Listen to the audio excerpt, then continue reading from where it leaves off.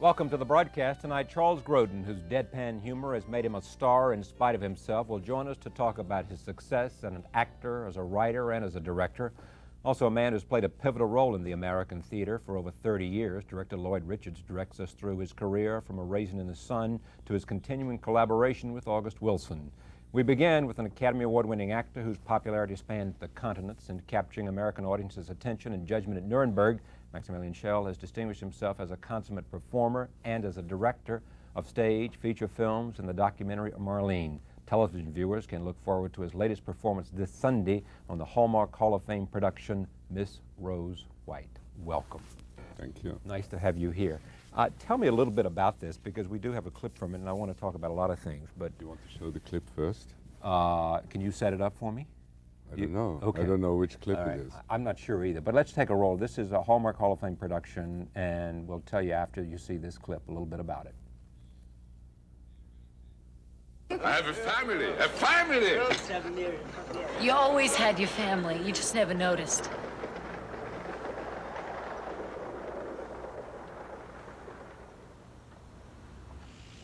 What's the matter with her? Nothing, forget it. No, you wanted to say something. Say it. Say it.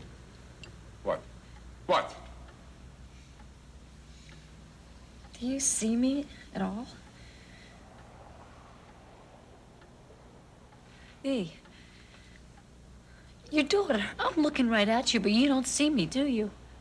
I don't see you? No. What do you mean? You've never seen me. Well, I don't need you. Rose White doesn't need you. Raisin, have some kasha, darling. Rose White? Who is she talking about? Me. You, Raisin? I don't understand anything. It doesn't mean anything, Rose White. It's for her business, for her career. It doesn't mean anything. Rose White? You changed your name. Yes. You throw away my name? You deny your family? You are Raisel Weiss. And you will always be Raisel Weiss. Or you're not my daughter. Oh, come on. Well, the clip showed it. Yeah, What it is. It's about. It's the story of a family, of a Polish immigrant who has two daughters. Yes. One is Raisel Weiss, Weiss, who so becomes Rose White when she assimilates herself here in the United States. Yes, and he doesn't know that she assimilated her You name. play the father who has just learned that. Right.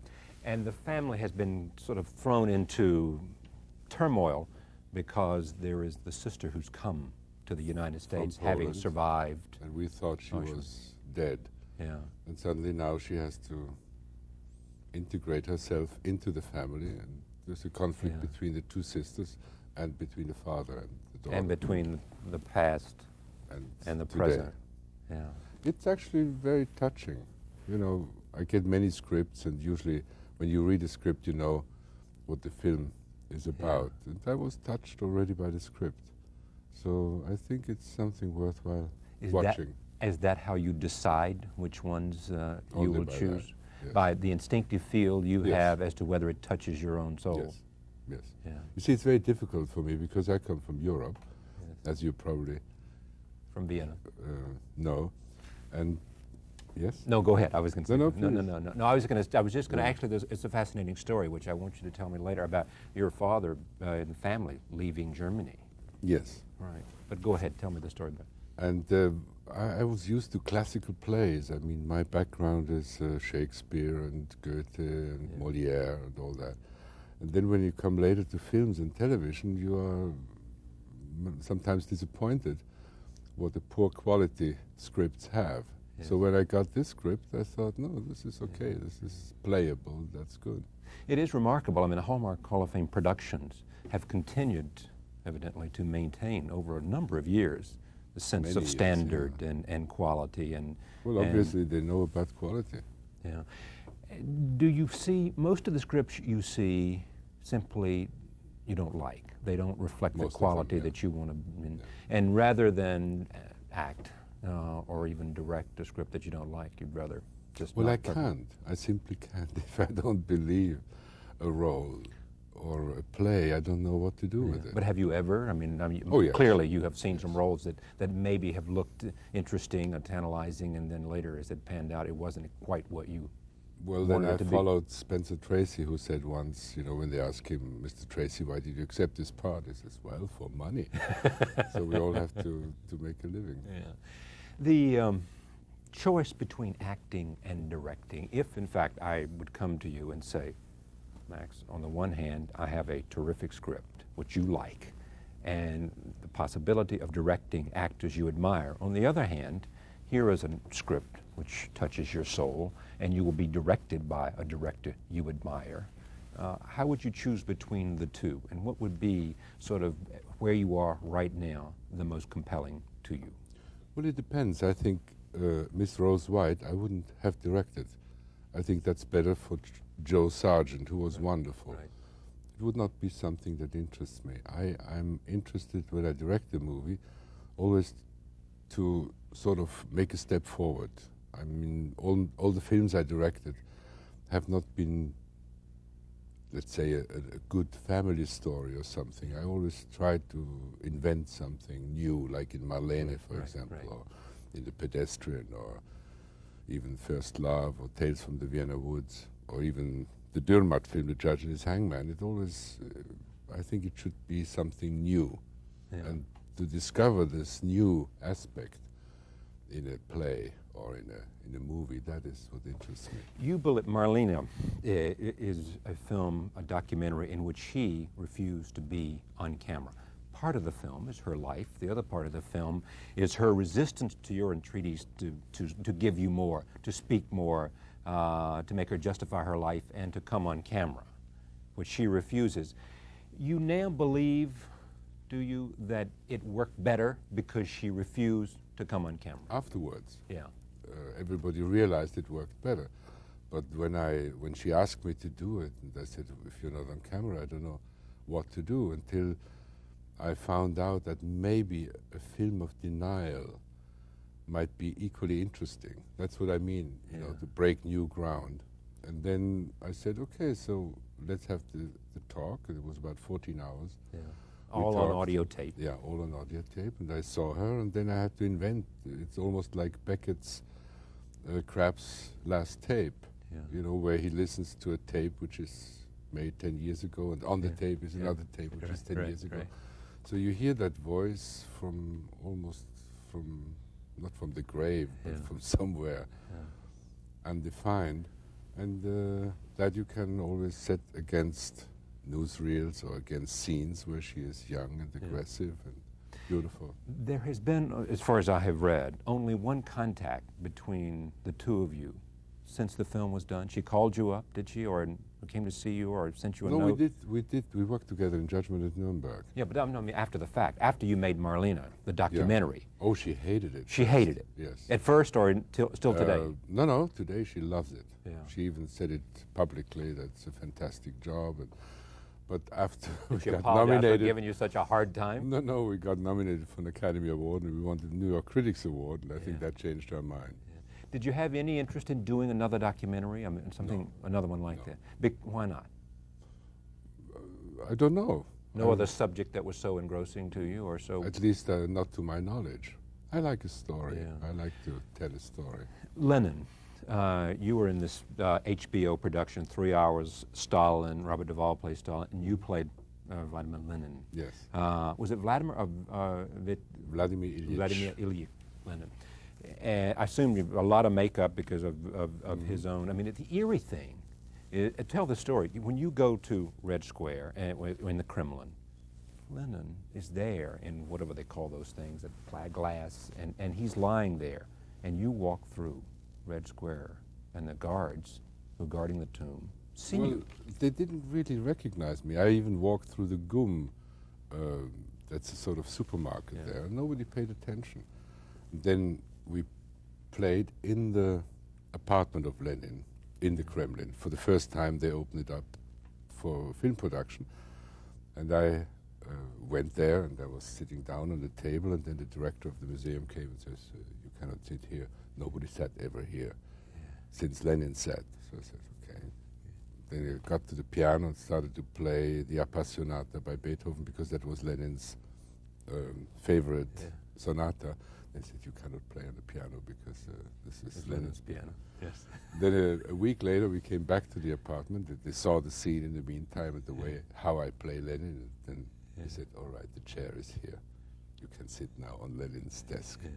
How did you prepare for Lenin? I mean, the monumental historical figure. Well, it is always the same process. You get the script, you read the script, then you have the scenes which reflect Lenin's life. They were all well written. And then you go and you try to find something which stimulates you. Like in Miss Rose White, I never found that person. I was sitting with Joe Sargent and we looked in the mirror and we put on things. You mean you put on a costume, whatever you can find? It was not that person. It was not the figure we were looking for. And then finally, I tried out hats, and I put on this hat. And I looked in the mirror and said, "No, that's Mordecai." And then I said to Joe, I said, "You know, I think it would be interesting if he never takes off that hat during the whole show." There already starts the problem of our profession, because if the director would be less good, he says, "Oh, Max, you cannot wear all the time the hat." I mean, he's not sleeping with his hat. But he said, that's an interesting idea, and everybody agreed. And then the costume designer said that her grandfather, who was a Jewish rabbi, I think, never took off his hat. So it was confirmed by that, and I think that makes the role. And it gives you what? It gives you a place to hang your performance. It's almost like a symbol he's wearing, because he's a very stubborn man and somehow old-fashioned. And how about Stalin? I mean, Lenin. Well, he also had sometimes this famous, what do you call that? Cap, right. No, with Lenin, I then watched newsreels. It was very interesting how he moved. Then, of course, I read, and then, for example, the last 3 years, he was paralyzed, his right arm. So that famous fist was because of the paralyzed situation. And so I used that because he couldn't speak anymore in the end. And of course, I read books about him. And he was a relatively young man, wasn't he, in the 50s? He was 54, 54 when he died. And he died of what? 3 strokes in a row. But over a period of about 3 years. Did you want to show something about him other than this physical thing that you could hang on? Oh yes, in the beginning he has a big speech, and then I got the tape of his speeches in Russian, of course. And then I was constantly listening to those tapes, and then the first scene we had was in a huge station, and there were about 2,000 people, 2,000 extras. And then I had this speech in English, of course, but with that voice, which is typical for Lenin, comrades, you know, tovarish. And then people came from and said, you should be in the Kremlin. The film career started with Young Lions for you, the American film career, did it not? Right. Yeah. Judgment at Nuremberg, I was as a young man. Don't say that. As a younger man. That role influenced me into becoming an attorney. I thought it was so powerful, and I always remember the point when you were standing up and you used this quote, and then you said, Oliver Wendell Holmes. Oh, that meant something. That meant something to me. Yeah, and it meant Are you something. a lawyer? Yes, I am. And it was because how did you change the profession? It was, maybe I have to become a lawyer. Yeah, that's right. And you'll be. How did you become? I became interested in journalism, and because when I got out of law school, you know, only then. And it was did you practice ever law? Never. No, never. No, I didn't practice. And then did you start as an actor? Or as no, I never was an actor. No. I mean, I started as a journalist, working here in public television. With writing journalist or well, speaking as a producer. Started as a producer. Yeah. Let me come to that characterization, though. Move this to a more interesting subject matter. It was. I'm not sure if that is more interesting.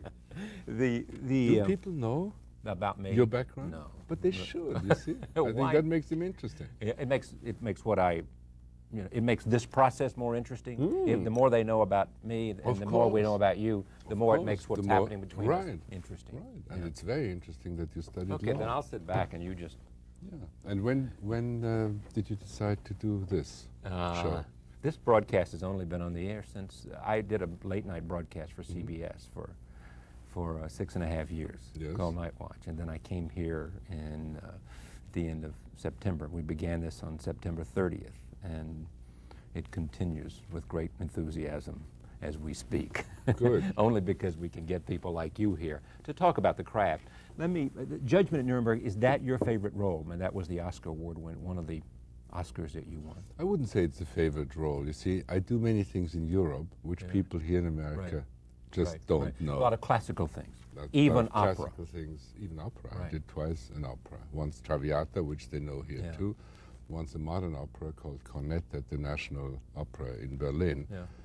And I did a lot of Hamlets, Yeah. which nobody saw here. So I wouldn't say it's my favorite role. It's maybe the most remembered, the most successful role. Has anybody ever tried to get you to play the role of Herbert von Karajan as a, because That's one of the plans. They just wrote for because me. you look like him. They wrote for me now a play or a film Yeah. called Maestro, Yeah. where I'm supposed to play Herbert von Karajan. I promise you, And I had love no it idea of because that, but it, yeah, but it's wonderful. You have to learn how to conduct. And I just had a concert now as a pianist in January in Yeah. Salzburg. I always wanted to play with an orchestra, Yeah. and the professor there in Salzburg, he said, would you play for me? So I played a Mozart concerto. You came from a theatrical family, but your father wasn't thrilled about you going into the theater. Your mother was an I actress. think that's a legend. Not true. No, Yeah, he was didn't thrilled. care. He didn't care, No. as long as you did it well. Yeah. Nice to have you. Thank you you. very much. Maximilian Schell, Hallmark Hall of Fame, Miss Rose White. We'll be right back. Lloyd Richards is here. Charles Grodin is here when we come back.